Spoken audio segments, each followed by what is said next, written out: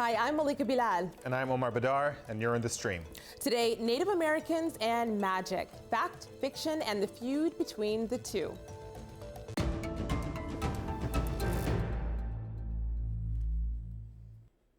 And as Omar knows, this show was inspired in part by a member of our Stream book club who submitted an idea for us. That's right. We actually put out the question to our online community about what diverse authors they wanted to read. And Kenny Cobble tweeted in saying, "I haven't read many books by Native Americans. I love these. What else should I read?" And Kenny's timing was perfect because the portrayal of Native Americans in literature rocked the internet this past week.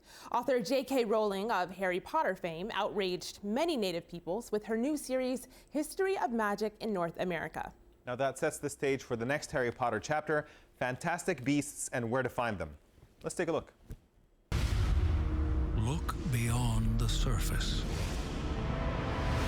and you will find another world running parallel to our own. A secret world where magic is real. Many online say Rowling is appropriating and rewriting Indigenous culture, including skinwalkers, a concept specific to the Navajo tribe. She describes them as an evil witch or wizard that can transform into an animal at will. Now, Jacqueline tweeted in response saying, "My Navajo family raised me with skinwalker stories, but Navajo culture is rich and complex and context matters." Now, using hashtags Not North American Magic, Representation Matters, and Settler Nonsense, Native Americans are calling for representation beyond the stereotypes. And on YouTube, 2 Harry Potter fans shared their disappointment with Rowling.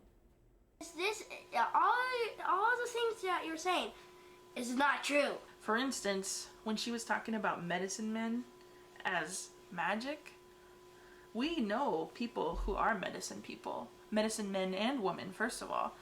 And what they do is super important for us as Lakota and Ojibwe people. Right, that's big thumbs down to equate what's really important for us as magic. They're convincing. So what's a better way to tell these stories? And that's what we're here to find out. With us to discuss in Providence, Rhode Island, Adrienne Keene is a writer, activist, and citizen of the Cherokee Nation. In Duluth, Minnesota, Beth LaPensée is an Anishinaabe Métis writer and video game designer. In Boulder, Colorado, Stephen Graham Jones is a Blackfeet author of horror, science fiction, and fantasy stories. And in Montreal, Canada, Skawennati is a Mohawk new media artist. Welcome to the stream, everyone. Adrienne, I want to start with you. Who has the right to write about Indigenous communities? Well, it's kind of a big question, and I think everyone has the right to write whatever they want, but I think it's a question of responsibility. So to me, I think that the voices that we should hear from first when talking about Native cultures are Native peoples. And if non-Native writers want to incorporate those pieces of culture into their writing, then they need to confer with the people that they are writing about and really involve us as Indigenous people in the conversation. You know, Adrienne, I have here on my screen your blog. It's Native Appropriations, and I want to scroll down to the post that really caught our eye and the internet's eye. Magic in North America, Part 1. Ugh, period. What was your biggest ugh, for lack of a better word, that came out of this work by J.K. Rowling? Yeah, so the biggest ugh to me was there were multiple parts of it, but the part that really bothered me was the kind of conflation of all Indigenous peoples in the Americas as the same. So this use of a singular, the Native American throughout the text was really problematic to me, considering just here in the United States, we have 567 federally recognized tribes, and each of them has their own culture and their own community. So that was a problem to me. But I also really reacted strongly to her use of the idea of skinwalkers in these stories. Because to me, I'm not Navajo, but I have a lot of Navajo friends and colleagues, and that's something that is pretty off limits and not something that you want to be writing about if you're not aware of the context and the deep belief system behind that.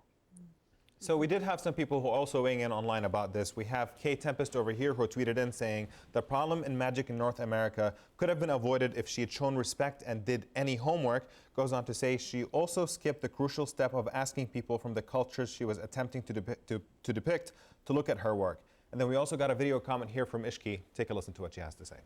Indigenous people. That's it. That's it.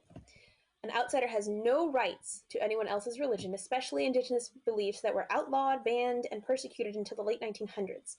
Unless someone is explicitly invited by elders and other relevant community members and leaders, nobody has the right to write about our religions and our beliefs, except us.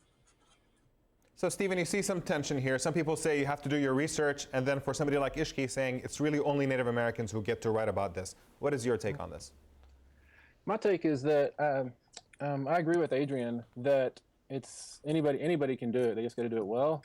But I think the problem with limiting it to just natives, being able to write about natives, is then the next step to that is defining who is and isn't native, and that gets really, really tricky. Of course, I mean, do you want to subscribe to the federal government's guidelines? Do you want to do it by enculturation? Do you want to do it by election? I mean, how do you want to do that? It's really, really problematic. But I totally agree that anybody can do the research and they can know as much about my nation as I do. They can know the language better than I do. But what they finally can't do is occupy the political space that I occupy, I think.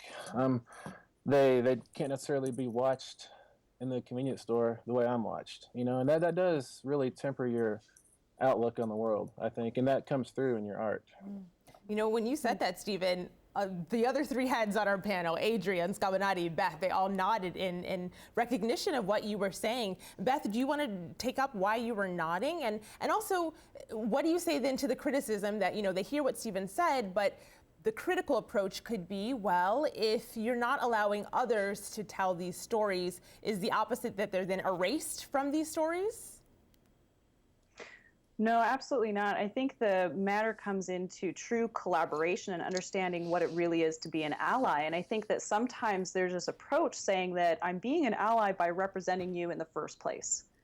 And that's not the right footing to take. The right footing to take is what are their needs and their interests. And I speak as an Indigenous woman, as Anishinaabe, and Michif, and one that experiences day to day the high rates of, for example, sexual assault against us. So day to day, we experience this, and I think that's what Stephen is referring to. And for myself, this has also been reflected in my work. Our experiences inform our works, and those cannot be experienced by these authors. They need to go other places for that, and true, genuine collaborators. So we have some people online who basically draw a distinction between the kind of work that we're actually talking about. So we have Kurt, who tweeted in saying there is no responsibility to get these things right. The culture depicted is an objet d'art, that just means object of art, to be recast in the image of the artist's own creativity. If you want an exact representation, take a photograph. Everything else is filtered through perception and is a distortion. Skawennati, I think I imagine that from Kurt's perspective, if you're doing a documentary, you have a responsibility to get it right. But if you're doing work of fiction, then it doesn't really matter. What would you say to him? Well, of course I disagree. I mean, first of all, even a photograph is taken, it's not the truth. A photograph is also subjective. It's taken from a very specific perspective. And Native people know about that too. I think that if you're making a work of fiction, you know, I think you should ask yourself why you're including Native people in the first place. What do those people represent in your fiction? Are they representing, you know, untainted civilized, you know, untainted humanity or primitive, or, you know, what is the reason for doing it? I think that's something that we can think a little bit about as well. In my case, I totally do fiction. But it's also based in some fact, a lot of history. And I really do strive to get a lot of things right, sort of. But I make choices as well. I choose what parts I want to be right, which parts I think are more important, that they have to be the right date and the right name. Sometimes they don't have to have the right name. So it's definitely a complex affair. Well, I wonder in all of your work, are there things that are red lines? Are there things that are too taboo. And I say that because one of the concepts that Adrienne mentioned was a Navajo concept of the skinwalkers. I want to get J.K. Rowling in on this conversation. Of course, she has not spoken about this at length, but this is one of the things she did tweet out when a fan said, "I'm confused about that concept. Were they evil? Were they simply people that could turn into animals?" She writes back, "In my wizarding world, there were no skinwalkers. The legend was created by no magics to demonize wizards." So this is her response. Ooh. She says it's her world. This is her work of fiction. Whoa. I see that, Beth. Sorry, I'm getting uncomfortable. Explain. Getting physically uncomfortable. Because these are true. I mean, I come from Anishinaabe, where in our instance, birch bark scrolls were gathered and systematically burned. Our stories were eradicated. Our star knowledge was eradicated as a part of simultaneously getting rid of evidence of our intelligence. And I think that this is reflected quite clearly in her work. You can see it in the moment when she says that Native American magic is somehow less precise because they don't have wands. Right? And this is an exact parallel to firearms, right? Mm-hmm. And so I see this time and time again in even games, and it's literally built into the code where Native peoples are given lower stats because they're seen as less intelligent and they don't have firearms at the state that other characters in the game have firearms. You're automatically at a disadvantage.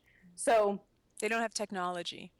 Yeah, they don't have technology, which is ridiculous because we absolutely did have technology, still have technology, and it's a matter of adaptation and transformation. Adrienne is nodding there. Adrienne?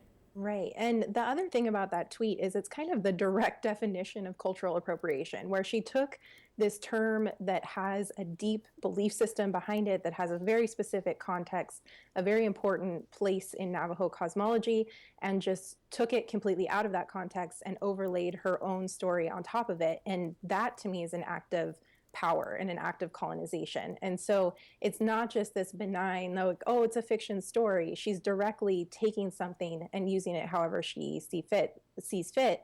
And in that process, erasing the truth behind it, erasing the community that it comes from, erasing that context. And so to me, that's a really almost violent act that is not something that can just be excused by, oh, it's a fictional story. All right. So choose another name. Yep. We do have a video comment that came in here from Jacqueline. Take a listen to what she has to say. The Navajo Nation is the largest tribe in the United States. We have a population of 320,000.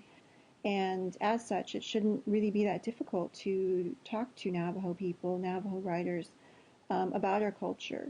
But that said, there are prohibitions against speaking about skinwalkers in our culture. And so I had to put a lot of thought about how to discuss this issue, and I came up with a working title called That Which Must Not Be Named, which is not only an allusion to J.K. Rowling's character Voldemort, he who must not be named, but also about the invisibility of the largest Native nation in the United States. Stephen, if you can comment a little bit about the invisibility of Native nations. Essentially, there are numbers out there, but for some reason, they're never represented. What do you attribute that to? Why is it that people still exist, but they're treated like they don't? Oh, it's just the big colonial steamroller kind of recasting us all as loincloth-wearing noble savages who do partake in what gets called magic, such that we are basically invisible in the cereal aisle at Walmart. You know, people see us, and then the stencil comes out of what they've been told to see us as. You know, and yeah, that's very dangerous. It's very violent, very aggressive. But we were talking about colonial stuff, and it's kind of it's definitely a complicated issue because Rowling, being British, I wonder if that's like double colonialism. I mean, the British, they have their own terrible sordid past with colonialism, definitely. But I keep wondering if I don't think. Yes, some of the stuff she's done here was kind of careless for sure. But I wonder if natives on the world stage, we are kind of perceived as America sells us, as locked in the past as these romantic Indians. So Stephen, you are changing that. You are selling yourself differently. I pulled up on my screen here some tabs of some of your book covers. You have written more than 20 books. So this is just one of them, The Faster, Redder Road. Here is another one, After the People, Lights Have Gone Off, and this one is has been honored by one award. What are you doing to counter that narrative of, being made invisible? I'm having a voice, I hope. I'm hopefully doing good art that people are engaged with, and they read it, and then at the end they're like, wow, I didn't know an Indian could do this, And if that happens, then I'm completely satisfied. If I have any kind of job or responsibility, then it's been satisfied, But I don't really feel like, as an artist, as a Native artist, I don't think I'm necessarily responsible for anything. All I'm responsible for is to do good art, and if I'm writing horror, then my responsibility is to scare someone, Skawennati, do you agree? I don't think he's telling the truth, Stephen. I think that I think you do have some responsibility to your people. That's, kind of what I gleaned from the bit I've read. I think it's important to have integrity in your work. And that's sort of what I'm talking about when I say responsibility. You can push a certain amount, but you also, I think, I try to have respect in the places where I need to have respect. Like there are we have also stories that, my people say these are not stories for everyone, and so I'm not going to go out and put those on the web. I can, if I'm a good artist, then I can think up a different story. Why did J.K. Rowling have to use the term skinwalkers? She's sort of profiting from the story that was created, but then she's evacuating the meaning from it at the same time. She's sort of playing both sides. Ooh, I'm going to use skinwalkers because that's such a cool term, and it's Skawennati, because as you're talking, you're saying that people should create their own stories, use different words. You have done just that. You imagine a future. I want to show our audience your project, the Time Traveler Project, and where you depict what this future might look like. Have a look. Indigenous peoples everywhere have made incredible advancements. It starts when Quebec finally separates from Canada. The Cree promptly separate from Quebec and form a confederacy with all their cousins to the west. The Haudenosaunee soon follow, then the Anishinaabe, then the Blackfoot. I guess all our hard work finally pays off. I thought you said there weren't any Indians around these days. We're stronger than ever. I never said that. So Skawennati, where did the idea for that come from? Basically, I realized, this is like ages ago now, that I was watching lots of science fiction and read lots of science fiction as a teenager, and at a certain point I sort of thought, wow, I don't see any Native people in the future. There was like two people, right? There was Chakotay from Voyager, Star Trek, and there was Raven from Snow Crash, who is actually from a book. And that's one of the guys you have in the studio back there, the guy with the ring in his nose. Right behind Omar, right here, is the guy that you're mentioning right there in this panel with poor impulse control. That's my depiction of somebody else's, character. That's Neil Stephenson's character. Neil Stephenson, the cyberpunk author of Snow Crash. And so, I thought, like, let's science fiction is an excellent way to get past all these troubles of today and to sort of maybe give yourself, I'm going to say a more objective position, which is not possible, but I mean to allow yourself to disassociate yourself with the problems you want to pretend aren't there, maybe. Basically, so you can create a new world, and you can take the elements from this world that you want to talk about and focus on them. And so that was what I wanted to do. I wanted to make sure that Native people were in the future. I kind of felt like maybe the fact that we can't see ourselves in the future ever, maybe that was part of the problem, like why we have all these horrible statistics, highest incarceration rate, highest, dropout rate, highest suicide rate. Perhaps it was because we couldn't see a future. Right. So we asked our online community about what kind of futuristic themes they might want to see. So we have Simon over here, who's an editor of a Native publication here in the U.S., saying contemporary Native Americans go back in time shoot John Wayne in the butt with lasers and then zip around the galaxy. So that was kind of a funny proposal. But then there was also that movie Avatar that I think a lot of people are familiar with. And, there was a parody trailer for it. I'd like you to take a look at a short clip from it. The Na'vi, a strong and noble race of blue Indians, fully in tune with nature, who are somehow helpless without the white man. It's actually kind of offensive when you think about it. Yep. So, Beth, what was your reaction actually to movies like Avatar? For some people, it's like they think it's positive connotation with some implicit Native American themes, but then for others, they do see it as a savior complex also being reproduced all over again. Right. I saw the same thing happen to the character Turok. And when I was growing up, I loved that character. He's the dinosaur hunter, And that tech bow, that was just badass. I want a tech bow. I want to have that. That's great weaponry. But in the end, when a new game company ended up taking over that game, they changed the representation of Turok. And instead of him, he became Kiowa. So in their effort, they were trying to give him a tribe. They were trying to give him a backstory. But in doing so, they also created this other white character, a white man, who he answers to, and he learns his Kiowa ways from the white man because he's been disengaged from his own culture because, he was a Khan. So now he has to go back to the white man and learn his ways. And so I've seen this as a repeated pattern, the savior. Mm-hmm. We don't need the savior. We need ourselves. Do you keep the savior out of your own work, I'm then presuming? And because I'm mentioning your work, I have to mention it is right behind me. Your animations, a screenshot from your animations is behind me. What do you do then to counter that in your own work? I'm doing my best to bring back the teaching. So this is all with the understanding that my mother is Grace Dillon, and she's a science fiction scholar. And so I grew up watching Blade Runner and Dead Man side by side, and understanding that science fiction is in fact also science fact. She coined the term both Indigenous futurisms as well as Indigenous scientific literacies. And what she's talking about there is that our stories are ways to pass on our science. And so for me, that's what my work is about. It's about pushing those boundaries and trying to find ways to show visually or to tell through often nonlinear stories what our teachings are. Stephen? Growing up, there was definitely Turok, but we didn't have Chakotay yet when I was just a kid.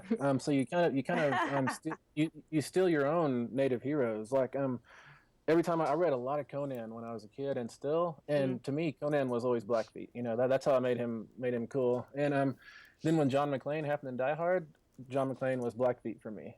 He was using guerrilla tactics against an unstoppable force, and he was winning. I love to reclaim that narrative, that we can sneak around behind the wall and shoot all the bad guys, shoot all the John Waynes. Mm-hmm. And I've also seen in Skawennati's work that it's not just about the future, it's also about the past. And I think that's a lot of the work that we're doing, is recognizing the simultaneous past, present, and future. Mm-hmm. And that the history has informed where we are now, for sure. And what's so brilliant about Time Traveler and a lot of these space-time traveling pieces is this idea that you can go back and revisit that moment and explore what would have happened. What if? What if? I love that we have guests propping up other guests' work. This is a great shared conversation here. I want to end, though, with you, Adrienne. I'm sharing something on my screen here. This is from Daniel Heath Justice, and he gives pro tips for those interested in quote-unquote native themes. One of his tips is, please understand, you're part of 500-plus years of representation. Most of it is dehumanizing. Also, forget the noble savage trope. What are your tips? Just give us one, because we're running out of time, Adrienne.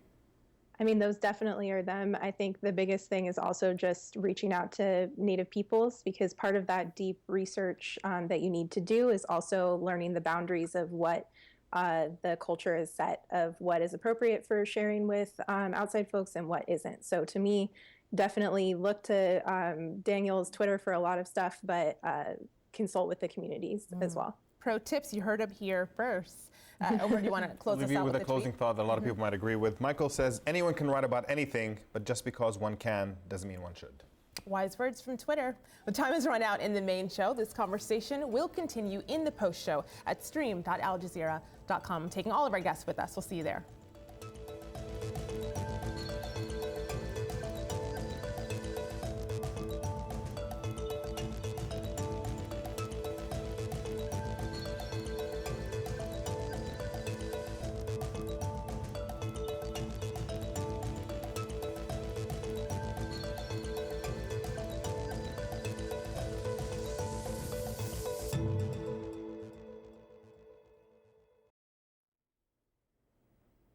Welcome back. This is the Stream's online post show. We're discussing how Native Americans are portrayed in the arts. And we'll get back to that conversation via our community. That's Omar. right. We have our community, we put out the question of what common stereotypes that they actually see being depicted of Native Americans. And we have Marty here who tweeted in saying, well, you have Native American mascots, polka hotties, turkey feathered headdresses. I'd say we're stuck in antiquated stereotypes. Now, we asked her to elaborate a little bit more in a video comment, and she did send one in. Take a listen to it, Chip. Hello, my name is Marty Simmons, and I'm a citizen of the Ho-Chunk Nation. When it comes to other races writing about Indigenous culture, it's not that it can't be done, but it really boils down to respect. It doesn't take much to Google a particular tribe and ask to speak to a cultural advisor. Also, we're very diverse. There's over 566 federally recognized tribes in the United States alone. You really want to consider avoiding stereotypes. Skawennati, on that last point about the diversity within the community and how it's always, not always, but very often collapsed into just a single stereotype, can you talk about how common that is and how, from my experience, I certainly feel like I see it everywhere. If you can just elaborate a little bit more on it. Oh, I don't know if I can better than Beth. Beth made this fantastic video about all the stereotypical Native people shown in video games, and it was really sad. There's the noble savage, the drunken Indian. Beth, you want to finish that list that you made? I mean, yeah, there's the mystical savage, of course, and this goes back to the medicine man issue and medicine woman issue, because these medicines are genuine, and in fact, they're part of what makes this such an issue is that we're being capitalized on.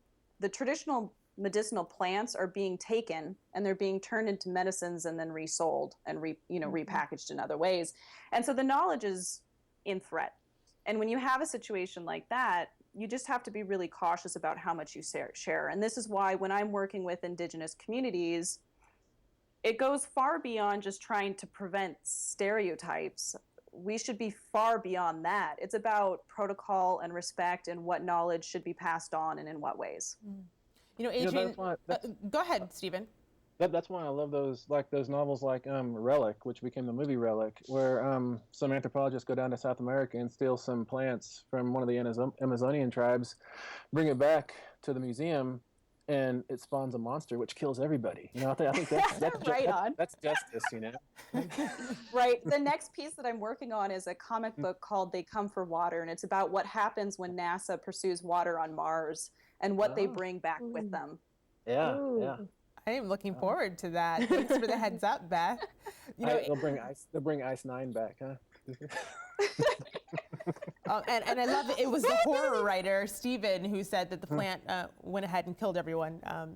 You can see the themes of his books. Adrienne, there is one line in your blog that I loved and that really stuck out to me. I pulled it up here.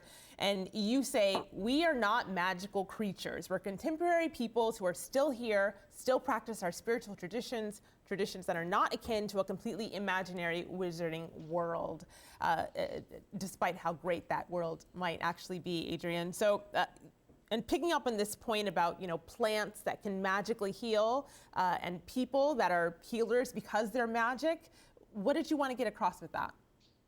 I think the biggest thing I wanted to get across is that with all these stereotypes that my colleagues here are talking about, we are painted in such narrow ways, and we're often put in the past, or we're often put in these sort of magical categories. But the reality of contemporary Native identity is so complex, and these traditions are still very real, but they shouldn't be relegated to these spaces of either fiction or fantasy, because they're things that we live every single day. So to me, the reason why I love Harry Potter, I don't know if it's past tense yet, I haven't let it go, is that the world that J.K. Rowling was able to create, I felt like I could be a part of it. But once that she brought in these stereotypes of Native people, I felt like then it excluded me. And so that to me was the biggest problem, is that we are relegated to these magical spaces when it's real living parts of our culture. Yeah. When I read your blog. I was going to forever. America is one to market Indians as basically elves. We're these magical creatures that are we're tree huggers. We cry when there's a Dutch peppercorn in the river, and we're like the ultimate eco Navi, you know. And the bad thing is, like Adrienne says, that means that we're made up. You know, we don't want to be made up unless we can use that to our advantage. If everybody subscribes to this idea that we're this fake thing, then maybe we can do something behind the scenes. You know, we can keep doing something different while nobody's watching, you know? Well, we are all watching you now. And since, of course, we were talking about ways this representation has gone wrong, according to our guests, I want to share one last example of a way that it could be done differently. This is from Beth. This is taking old stories and kind of pushing them forward, giving them a new little twist. Have a look at The Path Without End.